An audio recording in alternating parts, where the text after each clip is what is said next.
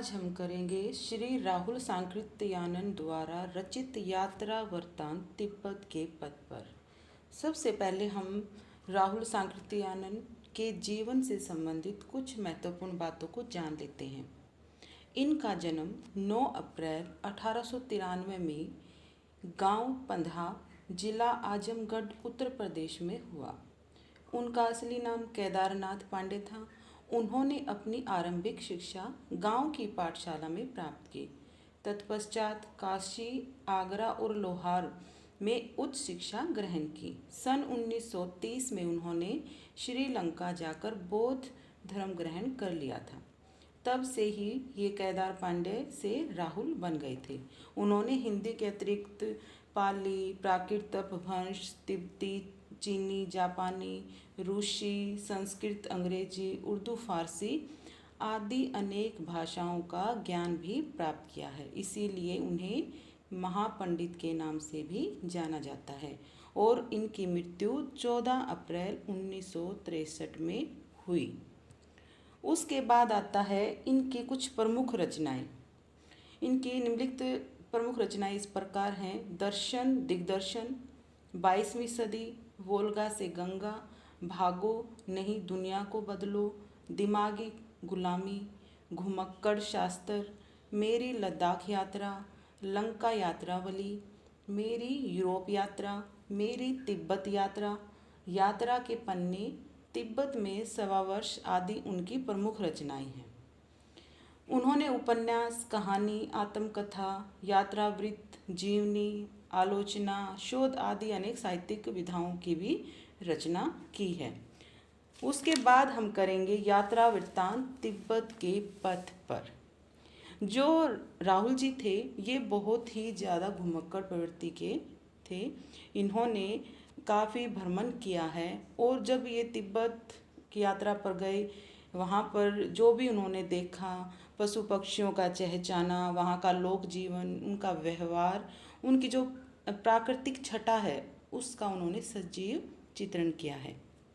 श्री राहुल सांकृत्यानंद ने अपनी तिब्बत यात्रा 14 मई को आरंभ की। उन्होंने तमंग तरुण से साथ चलने का आग्रह किया।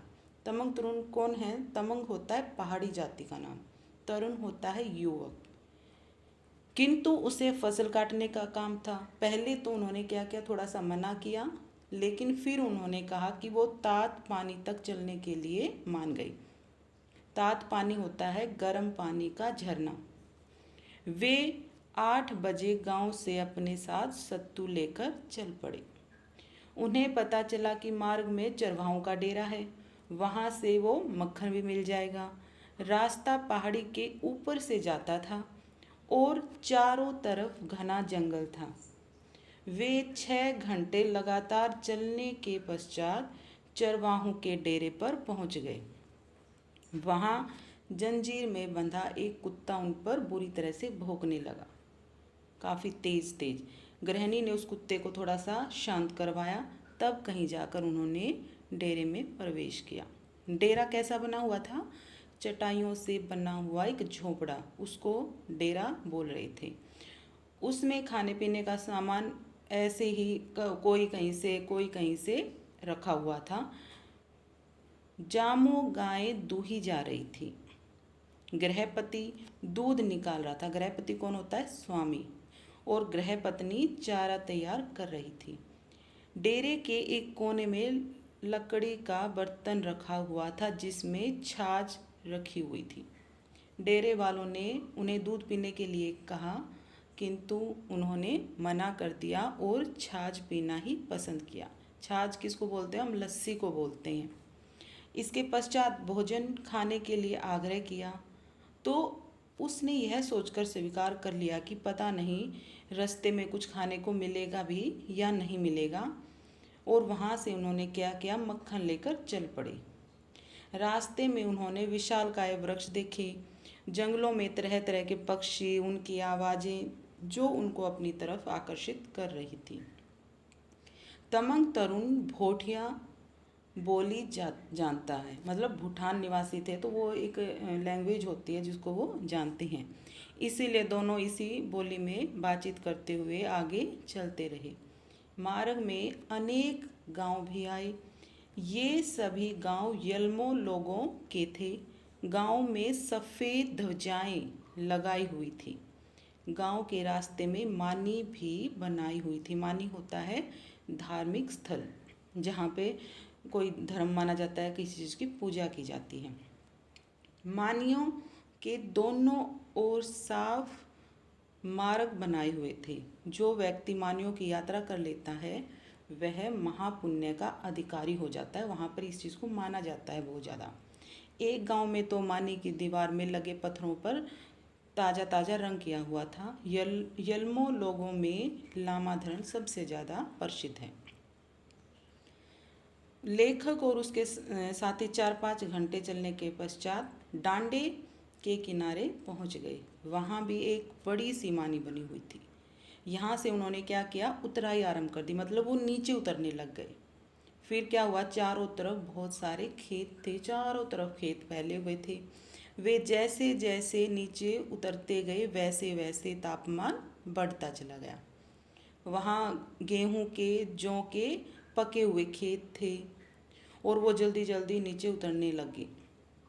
तमंगों के कितने ही गांव पार करने के पश्चात उन्हें निचले हिस्से में गोरखों के गांव मिले। वहाँ मकई की फसलें उगी हुई थी। 3-4 बजे वे नदी के पुल को पार करके दूसरी ओर के मार्ग पर आगे बढ़ गए। लेखक ने बताया कि डांडे पहुंचने से पहले एक गांव में रात बिताने के लिए रुके थे। अब ये होता है डांडे, मतलब बहुत बड़ा मार्ग होता है, उसको बोलते हैं। वहाँ उन्हें एक ब्राह्मण के घर रुकने का स्थान मिल गया। रात बिताकर वे सुबह की यात्रा के लिए निकल पड़े। मार्ग में कितने ही गांव आए। वे अनेक नदी नालों को पार करते हुए दोपहर को डांडे पर पहुँचे। डांडे को पार करने के पश्चात उन्हें वृक्षों से शून्य पहाड़ मिले। कुछ समय पश्चात उन्होंने दूसरा डांडा भी पार कर लिया। अब वे काठमांडू में कुत्ती जाने वाले मार्ग पर पहुंच गए। कुत्ती मतलब एक जगह का नाम है, उसके नाम का वर्णन कर रखा है यहाँ पे। वे ऊपर के रास्ते से ही गए। मार्ग में उन्हें नमक लाने वाले काफ़ी आदमी मिले जो अपने झुंड बना बनाकर एक साथ चल रहे थे। और कुछ लोग ऐसे थे जो चावल और मकई लेकर कुत्ती की तरफ जा रहे थे, मतलब उस जगह की तरफ जा रहे थे जिस जगह का ये नाम है। 2 बजे के बाद उतराई आरंभ हो गई। मार्ग में उन्हें शरबों की बस्तियां भी मिली।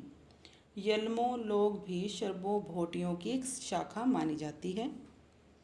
यह शरबो भोटिये दार्जिलिंग तक बसे हुए हैं। शरब्बा का अर्थ होता है पूर्व वाला। उन्हें ये जानकर प्रसन्नता हुई कि डुइकप्पा लामा अगले गांव में ठहरे हुए हैं। उसे रात को वे सब वहीं ठहर गए। वहाँ पर क्या किया लेखक और जो उनके साथी थे, उन्होंने यह निर्णय लिया कि सारे हम यहीं पर ठहर जाते हैं, क्योंकि काफ़ी रात हो चुकी थी। और वो कितने थे, 8 व्यक्ति थे। यद्यपि गांव तमंगों का था, वे लामा धर्म को मानने वाले बताए जाते हैं। प्रातः ही उनकी यात्रा फिर से आरंभ हो गई। मार्ग में नदी पर लोहे का झूले वाला एक पुल बना हुआ था और रास्ते में काफ़ी सारी दुकानें थी, लेकिन वहाँ पर उनको खाने के लिए कुछ भी नहीं मिला और वो फिर आगे बढ़ते चले गए। शाम तक वे तमंगों के बड़े गांव में पहुँच गए। वहाँ रात रुकने पर वे प्रातः ही चल पड़े। उन्होंने वहाँ से गुरु को ढोने के लिए 2 आदमियों को साथ ले लिया और अपनी यात्रा आरंभ कर दी। वे काठमांडू से आने वाले बड़े मार्ग पर पहुँच गए। सड़क पर नमक ले जाने वाले लोग फिर से उनको मिले जो झुंड बना बनाकर चल रहे थे। वे 18 मई को काली नदी के ऊपरी भाग के एक बड़े गांव में ठहरे। साथियों ने बताया कि कल वे नेपाल की सीमा की अंतिम चौकी को पार कर लेंगे। लेखक ने यात्रा के समय खान पान के विषय में कहा कि डुकप्पा लामा और उनके लिए भात बनता था। शेष लोग थुकप्पा सत्तू से काम चलाते हैं। उन्होंने मार्ग में मछली, मांस, अंडे ये भी खाए। अब वे काली नदी के साथ साथ चल रहे थे और नदी धारा के साथ साथ वे ऊंचाई की तरफ चढ़ रहे थे। नदी के दोनों तरफ हरियाली छाई हुई थी, चारों तरफ घना जंगल था। 2 बजे के लगभग वो तात पानी पहुँचे। तात पानी मतलब गर्म पानी के झरने के नज़दीक वो कब पहुँचे? 2 बजे पहुँच गए। गर्म पानी का चश्मा होने के कारण उसे तात पानी कहते हैं। जैसे कि मैंने पहले भी तुम्हें समझाया कि तात पानी होता क्या है? गर्म पानी का झरना। गांव में नेपाली चुंगी घर और डाकखाना है।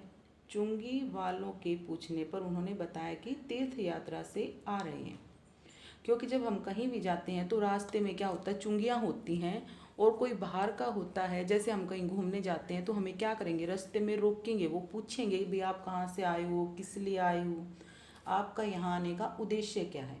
वहाँ पर चुंगी पर सारी पूछताछ होती है। तो वहाँ पर क्या बताया उन्होंने कि हम तीर्थ यात्रा से आ रहे हैं। इस प्रकार से उन्होंने चुंगी को वहाँ से पार कर लिया। किंतु असली डर तो आगे था, क्योंकि आगे कौन सी चौकी थी? फौजी चौकी थी। लेखक बहुत घबरा रहा था। कुछ ही देर में लामा भी वहाँ पहुँच गए और पर्वत बहुत ज़्यादा ऊंचा था आगे की तरफ। मार्ग थोड़ा सा रुक गया। अब उनकी समझ में आया कि सामने के महान पर्वत दीवार सैनिक दृष्टि से अत्यंत महत्व की है। पार्वत्य मतलब पर्वत। नीचे से आने वाली बड़ी सेना को भी कुछ ही आदमी वहाँ रोक सकते हैं। वहाँ पहुँचने पर देखा कि एक पहरेदार खड़ा है, जिसने उन्हें रोक लिया। फिर एक हवलदार आया और पूछने पर उसे बताया कि हम लोग क्रोंग के अवतारी लामा के चेले हैं। तभी लामा भी वहाँ पहुँच गए। हवलदार ने सारी रिपोर्ट सेना के कप्तान को दी। उसने सूबेदार को भेज दिया। उसने सबके नाम पूछे। लेखक का नाम खुन्नू छवंग बताया गया। वहाँ पर उन्होंने क्या किया, लेखक का नाम ही बदल दिया। तब कहीं जाकर लेखक ने चैन की सांस ली। शाम करीब थी। पास के गांव में ही ठहरना था। सूबेदार ने गांव के आदमी को कह दिया कि लामा को अच्छे से स्थान पर ठहराया जाए। रात को एक अच्छा सा ठिकाना और मिल गया। 19 मई को डुकप्पा लामा ने देवता की पूजा की। सत्तू की पिंडियों पर लाल रंग डालकर मांस तैयार किया गया। घी के दिए जलाए गए। जाप के बाद डमरू बजने लगे। रात को 10 बजे तक पूजा हुई। उसके बाद प्रसाद बांटा गया और दूसरे दिन हम उस पुल पर पहुंच गए जो नेपाल और तिब्बत की सीमा है। तिब्बत की सीमा में पैर रखते ही सब खुश थे कि उन्होंने सबसे बड़ी लड़ाई जीत ली है। मतलब वो तिब्बत में पहुंच गए हैं। यहाँ लेखक इतना ज़्यादा खुश हो जाता है कि इतनी मेहनत करने के बाद, इतनी यात्रा करने के बाद उसे आखिर अपनी मंजिल मिल गई। और जो यात्राएं की, अब यहाँ पर लेखक ने पूरी यात्रा करते हुए उन्होंने बीच बीच में किन कठिनाइयों का सामना किया, उन्होंने वहाँ कितनी रातें कहाँ पर गुजारी, क्या खाने के लिए मिला, क्या खाने के लिए नहीं मिला, इन सारी चीज़ों का वर्णन तिब्बत के पथ पर नामक यात्रा वृत्तांत के माध्यम से लेखक ने हमारे सामने रखा है। आशा है मुझे आप सभी को यह निबंध अच्छे से समझ आ गया होगा। जो ये यात्रा वृत्तांत है, एक तरह से ये लेखक की यात्रा ही है। उन्होंने अपने शब्द दिए हैं, केवल अपने शब्दों के माध्यम से हमारे सामने अपनी बात को रखा है। धन्यवाद।